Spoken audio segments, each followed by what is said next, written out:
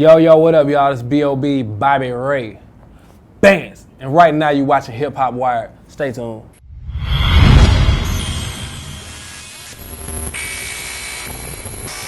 My upcoming album, Underground Luxury, I feel is a pivotal album for me because it's really kind of introducing a side and reintroducing a side that a lot of newcomers probably didn't see. If you weren't following me before my first album, I think this is like a kind of like a rebirth, and really just a filterless album, really. There's a song on the album called One Day, which is actually a single that's gonna come out later this year. I mean, really, I've never told a story, had a song that was dedicated just to that, story of how I came up and just, really pulling people into that world to where you feel like you're there with me. That kind of speaks to the core of what Underground Luxury is all about.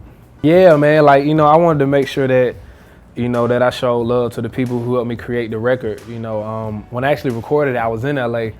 Mustard came through with his hard drive, played me some beats. Mr. Fab came through, helped me out with the hook. And Ty Dolla $ign is actually the one singing, oh. So, what I'm saying? They had to be a part of the video. It wouldn't have felt right. And the girls, it's based off the synchronized swimming, but we had them in the hood, synchronized dancing. It's crazy because I wanted to do something to where it showed my appreciation for females, but in a way that was artistic, to where you can't knock it, you can't, you know what I'm saying?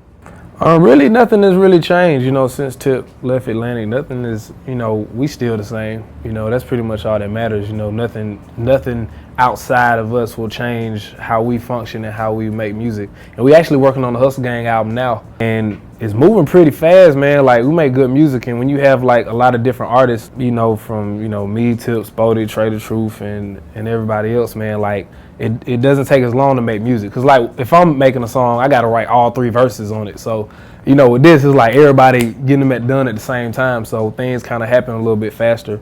And we already off to a good start. Atlanta has got a lot of artists, bubbling, and it's always something coming out of Atlanta. It's a lot of hungry cats down there, and the younger cats are really being very proactive with their sound. They making their own beats and rap, doing everything in their own studio, and really kind of steering the direction.